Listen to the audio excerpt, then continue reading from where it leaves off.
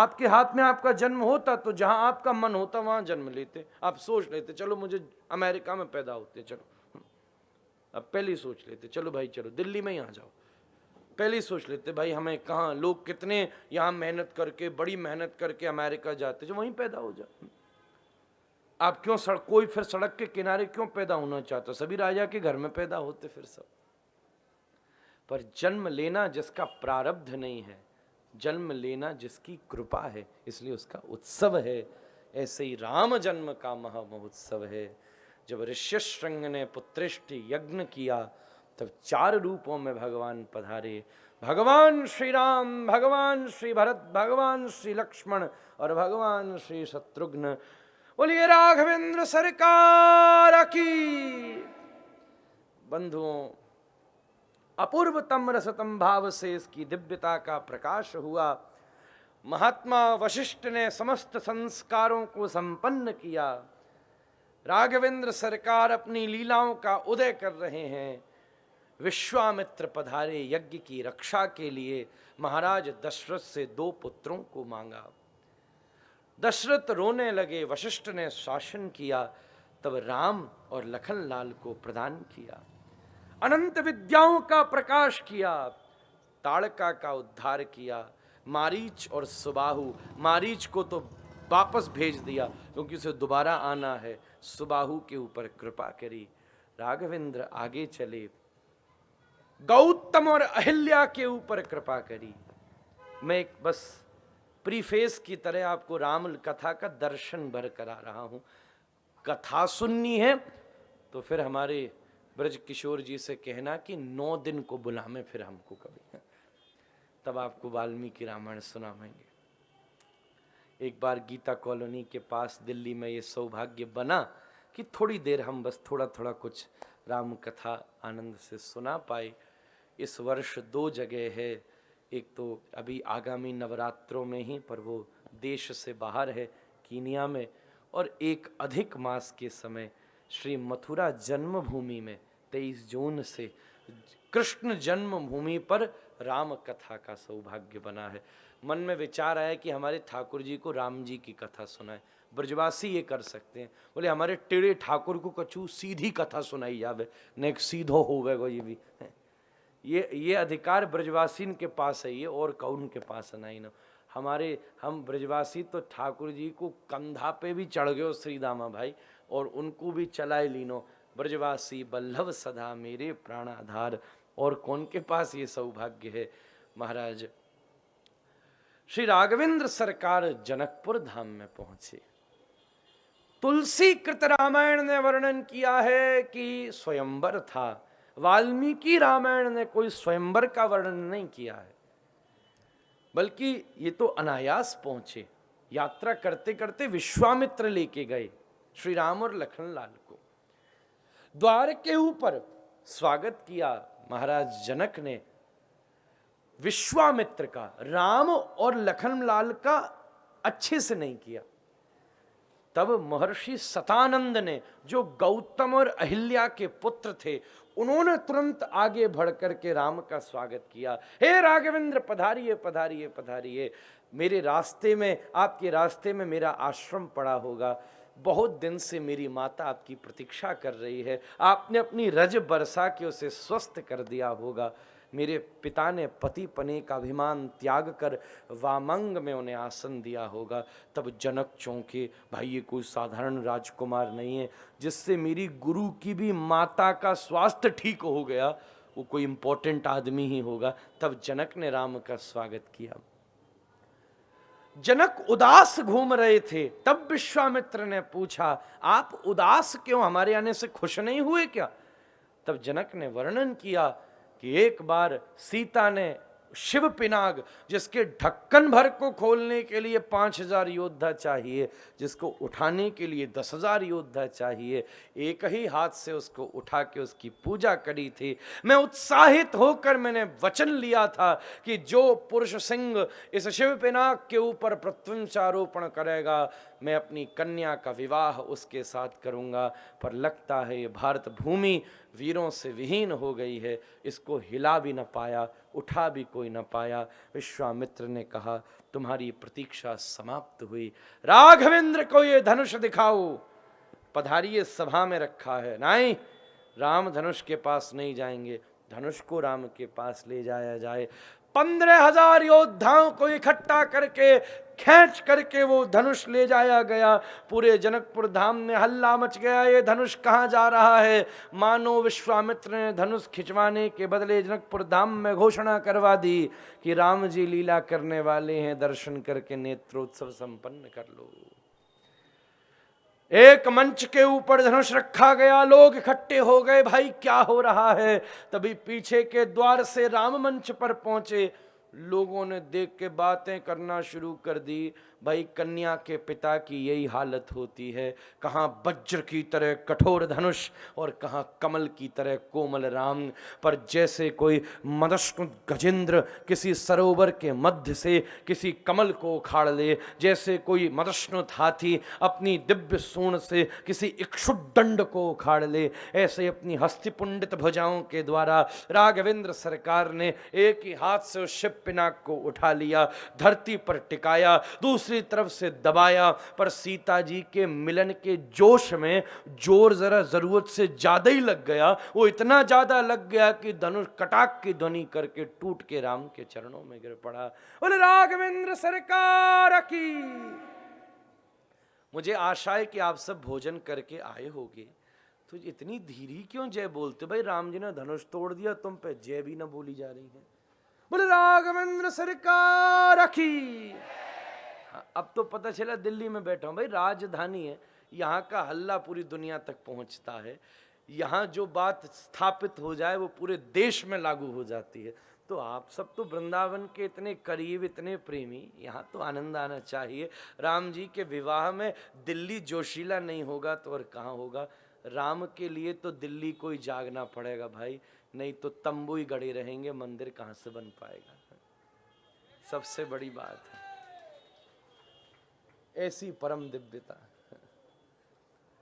अपूर्व भाव से राम जी ने धनुष तोड़ दिया। दूसरी तरफ से सहस्त्र कमलीय माला को लेकर प्रिया जी पधारी। राम सामने खड़े थे, पर राम तने हुए खड़े थे। क्यों? किसी ने कह दिया पहले दिन मत झुको ना, जिंदगी भर झुको ही रहोगे। राम तने खड़े हैं, सीता जी माला लेकर खड़ी हैं, लखनलाल खड़े हुए और जय जयकार करते राम के चरणों में गिर गए।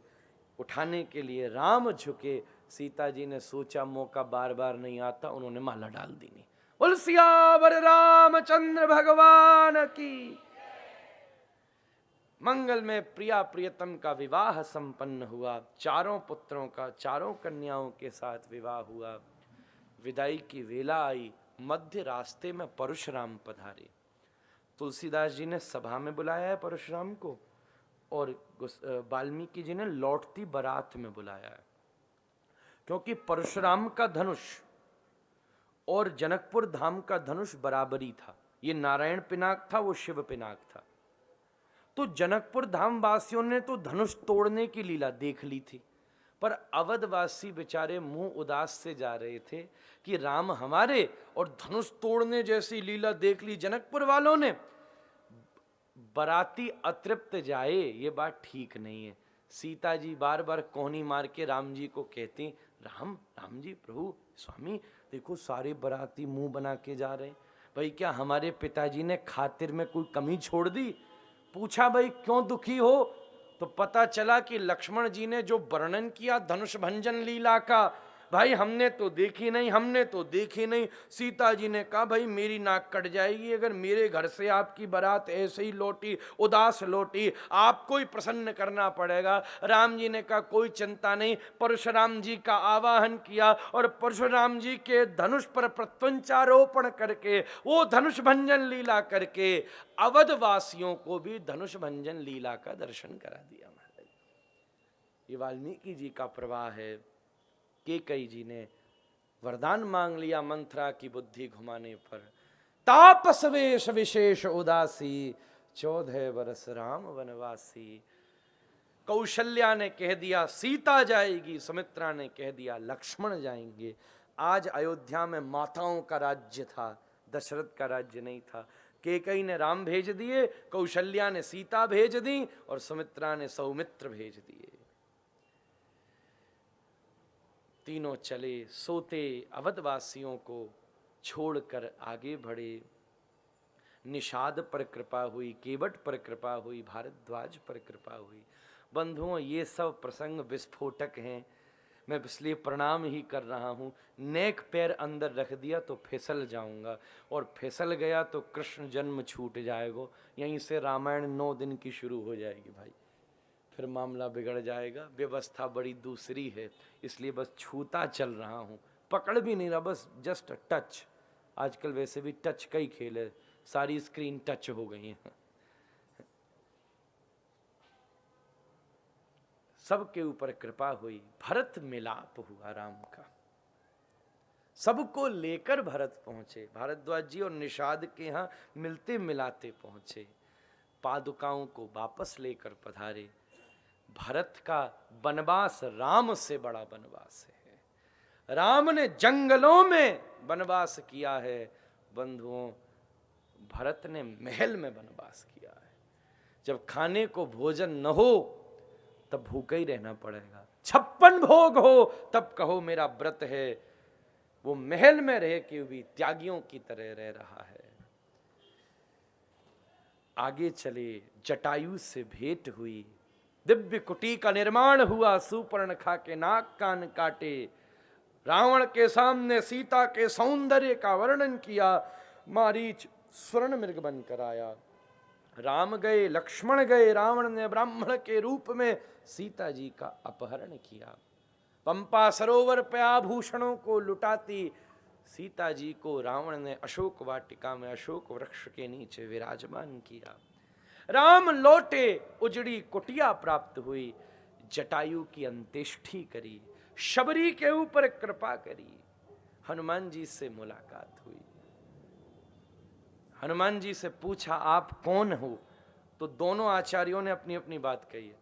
तुलसीदास जी ने तो कहा, हनुमान जी रो पड़े, हे प्रभु आप ही ये पूछ लोगे मैं कौन हूं तो हम भाई कहां जाएंगे, आप मुझको आपसे अच्छा कौन जानता है। और वाल्मीकि जी ने लिखा है कि हनुमान जी ने ऐसा जवाब दिया कि 1 मिनट में राम जी पहचान गए कि हनुमान जी हैं। ऐसा जवाब दिया, बोले कौन हूं मैं, आपको बताऊं कौन हूं। देह दृष्ट्वा तुदासोस्मि, आत्म दृष्ट्वा तदम सकः, जीव दृष्ट्वा तमेवाहम इति में निश्चिता मति।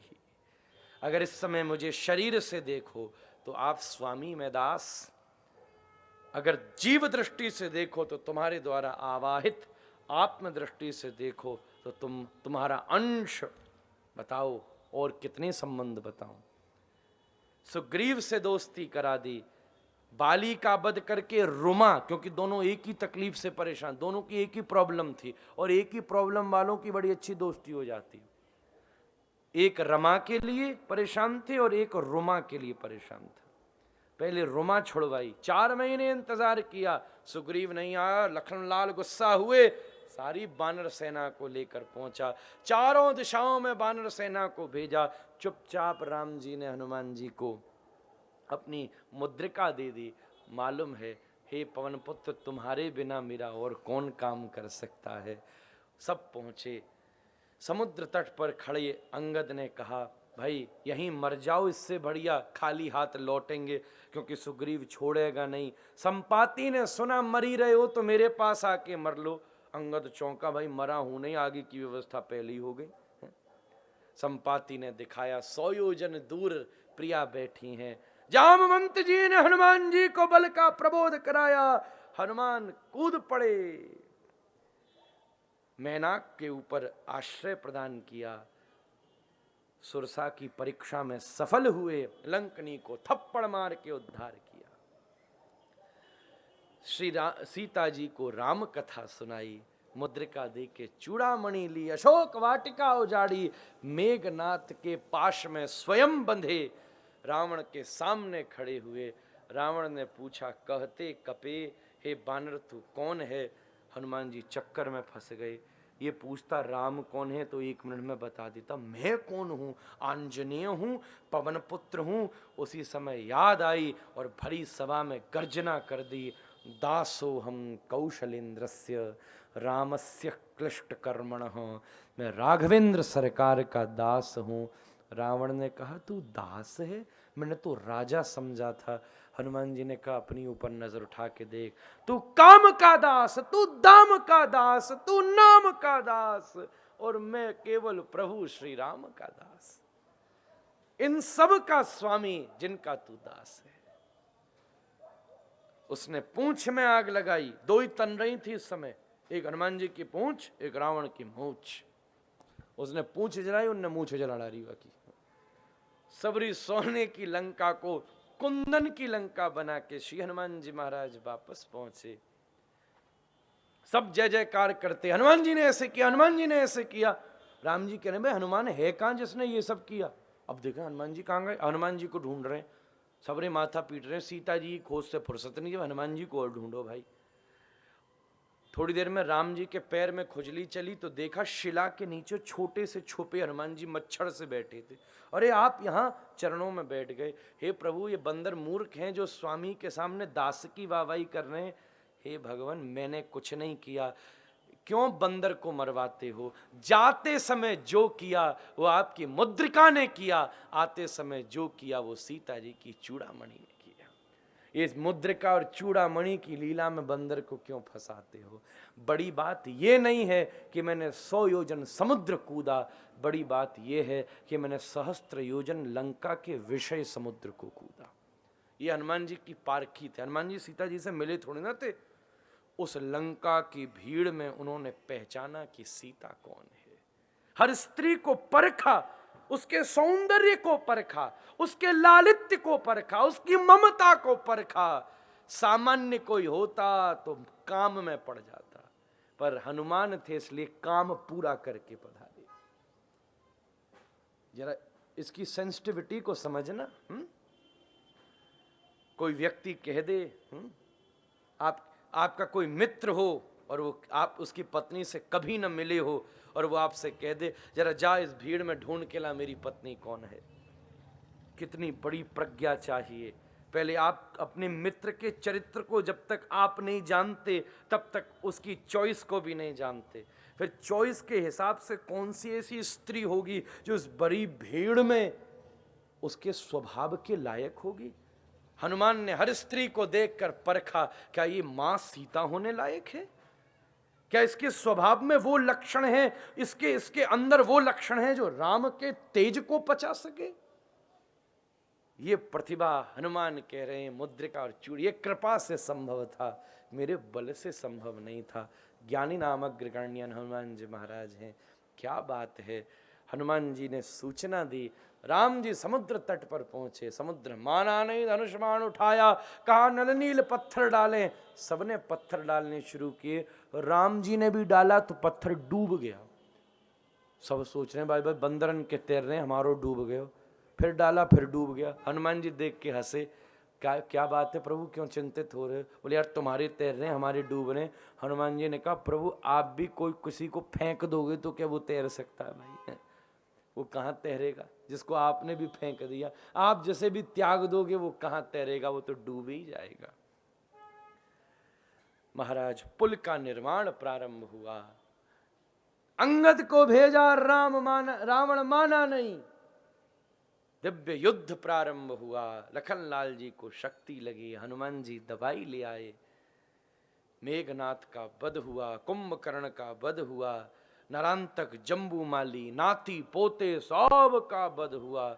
सुखदेव जी ने इस पूरे लंका कांड को 3 शब्दों में कह दिया, खल दब दहन, 3 शब्दों में। अंत में आदित्य हृदय स्तोत्र का पाठ करके रावण का वध हुआ। बोले राघवेंद्र सरकार की।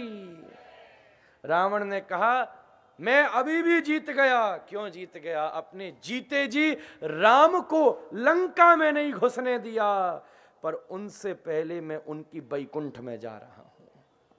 अभी भी मैं जीत गया। प्रभु मुस्कुराए, भक्त को जिताना ही मेरा काम है भाई।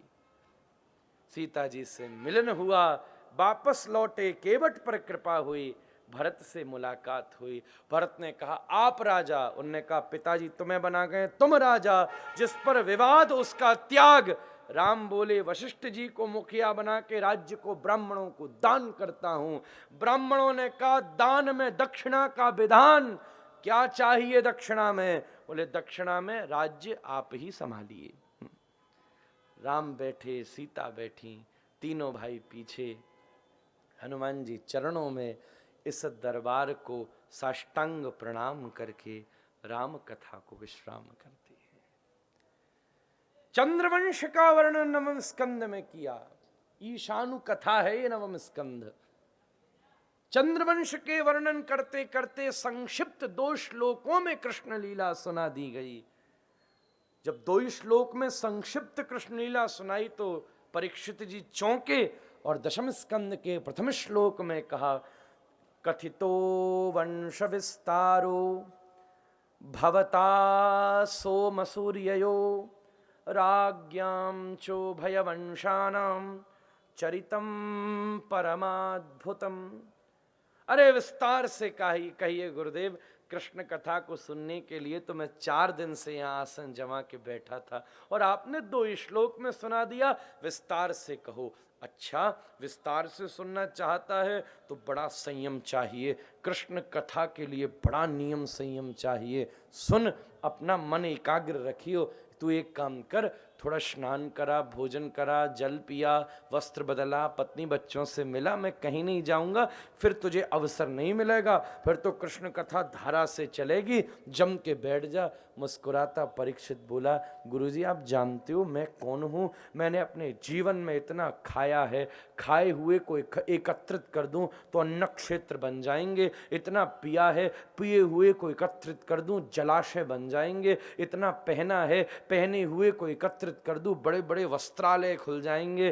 पर इतने खाने पीने पहनने के बाद भी मेरी तृष्णाएं समाप्त नहीं हुई, मैं तृप्त नहीं हो सका, मैं शांत नहीं हो सका, मैं समर्पित नहीं हो सका। पर पिबंतुम त्वन्मुखम भोजम च्युतम हरिकथामृतम, जब से आपके मुखम भोज से आज से 4 दिन पूर्व से मैंने इस हरिकथामृत को श्रवण किया है, मेरी जन्म जन्म की प्यास मिट गई, मेरी जन्म जन्म की भूख मिट गई, मेरे जन्म जन्म का नंगापन समाप्त हो गया। मुस्कुराते सुखदेव ने कहा वाह राजा, नैष्ठ की मति, तेरी बुद्धि स्थिर हो गई, तू नैष्ठ की हो गया। चल कृष्ण कथा सुनाता हूं। मथुरा मंडल के अधिपति हैं महाराज उग्रसेन। उग्रसेन का पुत्र है कंस। कंस की चचेरी बहन है देवकी। वो देवकी से अति स्नेह करता है, अति प्रेम करता है, बहुत आनंद है। उसने स्वयं यह निर्णय किया कि मेरी बहन के लिए सबसे उचित, सबसे अच्छे वसुदेव हैं, उनसे सुशील कोई नहीं है। व्यक्ति खुद कितना भी बदमाश क्यों न हो, पर अपनी पुत्री और अपनी बहन के लिए चाहता सीधा ही साधा है। ये बड़ी भारी विचार है। अगर आप खुद बदमाश हो तो अपनी पुत्री के लिए फिर बदमाश ढूंढो जैसे आप हो। पर आदमी ये सोचता वो खुद चाहे कितना भी टेढ़ा हो, पर अपनी छोरी के ताई वह बिल्कुल सीधो चाहिए। कैसा दिवालियापन है। कंस जितनो टेढ़ो कोई न होगा और वसुदेव जी जितनो सीधो कोई सुन होगा। इस टेढ़े ने भी सीधो ही ढूंढो दूल्हा। अद्भुत विवाह संपन्न हुआ देवकी और वसुदेव जी का। विदाई की वेला आई तो कंस स्वयं छोड़ने के लिए गया, पर रास्ते में आकाशवाणी हुई, अष्टाष्टामष्टमो गर्भो हंतायाम बहसे बुध। अरे बावरे, तू जिसको बड़े आनंद से लिए जा रहा है उसी की 8वीं संतान से तेरी मृत्यु होगी। ये देवकी का माथा काटने को प्रस्तुत हुआ, पर उसी समय वसुदेव जी ने कहा तू चिंता मत कर, मैं सारी की सारी पक्ष तुझे समर्पित कर दूंगा, सारे के सारी संतति तुझे प्रदान कर दूंगा, तू बिल्कुल चिंता मत कर। वसुदेव जी देवकी को छोड़ दिया। वो पुनरपि वापस महल में पधारे। इसने वापस लौट के अस्ति और प्राप्ति से विवाह किया। जरासंध की ये पुत्री थी। अस्ति मतलब क्या है और प्राप्ति मतलब क्या चाहिए। अस्ति और प्राप्ति से विवाह किया, उग्रसेन जी को कारागार में डाल दिया, स्वयं राजा बन बैठा। अपूर्व भाव से पहला पुत्र हुआ। वसुदेव जी अपने संकल्प के अनुसार उसको लेकर के पहुंचे, पर उसने प्यार करके वापस भेज दिया। पहले की कोई प्रॉब्लम थोड़ी ना है, आप तो 8वां लेकर आइए। उसने कहा भाई 8वें से प्रॉब्लम है, पहले से प्रॉब्लम नहीं। देवताओं ने कहा नारद जी से भगवान से जाके कह दीजिए वो अपना आना कैंसिल कर दें या पोस्टपोन करें। दुष्ट में तो दया आ गई, अब भगवान को आने की क्या जरूरत है? उसमें तो अपने आप ही दया आ गई, भगवान को आने की दूर दूर तक कोई जरूरत नहीं। नारद जी ने कहा भाई अब भगवान का आना हम डिले नहीं कर सकते, हमें खुद भगवान का, माखन चोर का, मदन मोहन का, नंद लाल का, श्याम सुंदर का दर्शन करना है। अभी हम इसका मन बदल के आते हैं। श्री नारद जी महाराज पधारे। कंस से कहा कंस मैंने तुझ जैसा मूर्ख आज तक नहीं देखा। भाई 8 बच्चा लटके हैं, देवता ऊपर से गिन रहे हैं तो नीचे वाला 8वां हुआ, तू नीचे से गिन रहा है तो ऊपर वाला 8वां हुआ। अब कौन सा 8वां कौन सा पहला? इसकी बुद्धि घूमी। पहले, दूसरे, तीसरे, चौथे, 5वें 6 पुत्रों की हत्या कर दी। 7वें के रूप में शंकर्षण देव पधारे, जिन्हें रोहिणी जी के गर्भ में स्थापित कर दिया। 8वें के रूप में स्वयं श्री ठाकुर जी पधारेंगे। भाद्र कृष्णाष्टमी का सुंदर दिन अवस्थित हुआ। आज देवकी जी के सौंदर्य की कोई सीमा नहीं थी, उनके रोम रोम से तेज की रश्मियां निकल रही थीं। देवताओं ने उपस्थित होकर के देवकी जी की गर्भस्तुति करी। सत्यव्रतम सत्य परम त्रिसत्यम सत्यस्य योनिम निहितम च सत्ये सत्यस्य सत्यम मृत सत्य नेत्रम सत्यात्मकम त्वम शरणम प्रपन्नाः। भगवान ने सत्य कहकर भगवान का सबसे पहला नाम सत्य रखा। ईश्वर सबसे पहले सत्य है, फिर कृष्ण है, फिर राम है, फिर नृसिंह है। आपने सत्य नहीं माना तो फिर कृष्ण को कैसे मान सकते हो? सत्य और कृष्ण एक ही शब्द के 2 पर्यायवाची हैं, it's just the same thing. अगर आपने सत्य की उपासना नहीं करी और कृष्ण की उपासना करी तो उपासना अधूरी रह जाएगी। ये एक ही लहजे की बात है, ये एक ही तर्ज की बात है, ये एक ही पक्ष की बात है। सत्य और कृष्ण अभेद स्वरूप हैं, इसलिए सत्य कहकर भगवान की उपासना करी। अपूर्वतम दिव्यतम भाव से धीरे धीरे समय आगे बढ़ता गया। कालः परम शोभनम, काल सुशोभित हो गया। महाराज प्रकृति ने अपने समस्त गुणों को निखार लिया। महाराज बड़े बड़े शांताक्ष ग्रह तारकम, बड़े बड़े क्रूर ग्रह भी शांत होकर के विद्यमान हो गए। घिनी घिनी वर्षा प्रारंभ हो गई। बादल और चंद्रमा में लड़ाई हो गई। बादल बोले ठाकुर जी आ रहे हैं, हमें आगे रहने दो, हमारे रंग को लेकर गोविंद आ रहे हैं, मेघवर्णम शुभांगम। चंद्रमा बोला मुझे आगे रहने दो, मेरे वंश में कृष्ण पधार रहे हैं, चंद्रवंश में। इसी बीच में तारे टुमटुमाते तो ऐसा प्रतीत होता कि परमेश्वर के स्वागत के लिए प्रकृति ने कोई सिल्मा सितारे वाला चंदोबा ही बिछा रखा हो।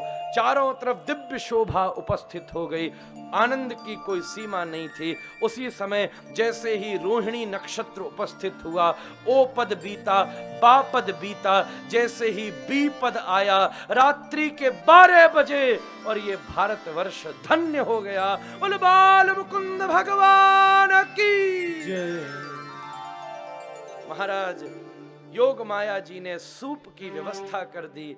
हथकड़ी बेड़ियां खुल गईं, पहरेदार सो गए, दरवाजे खुल गए।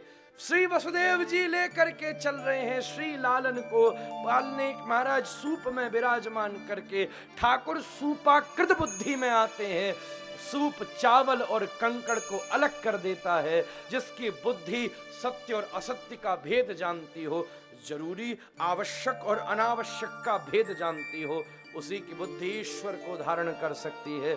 चले सारी की सारी प्रकृति नाच उठी, सारी की सारी प्रकृति सुशोभित हो गई। सबके आनंद की कोई सीमा नहीं थी, सारी प्रकृति नाच रही थी। नाना रत्नमय स्थली भिरमिता मोदा विरत्यद्भुतम फुल्लै बल्लिमतल्लिका तरुबरै नीतम रसोल्लासिभिः अत्यानन्दमदाकुलै तरुबरै उदाबद्ध कोलाहलम कालिंद्या रसधारया वलयितं ध्यायामि वृंदावनम। सारे कमल और कुमुद एक साथ खिल गए।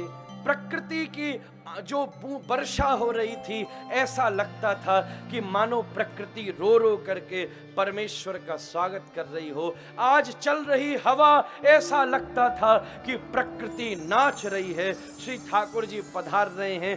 प्रकृति के द्वारा सबसे पहले नंदोत्सव हो रहा है, फिर गोकुल का नंदोत्सव होने में भी थोड़ा टाइम है। आइए एक पद के द्वारा पहले प्रकृति के द्वारा प्रकृति का मंगल गान करें। प्रकृति ने जैसे भगवान का स्वागत किया उसका गान करें, और फिर उसके बाद हम आप गोकुल चल करके परम रस भाव से स्थित होंगे। बोलिए नंद के लाला की जय हो। सारी प्रकृति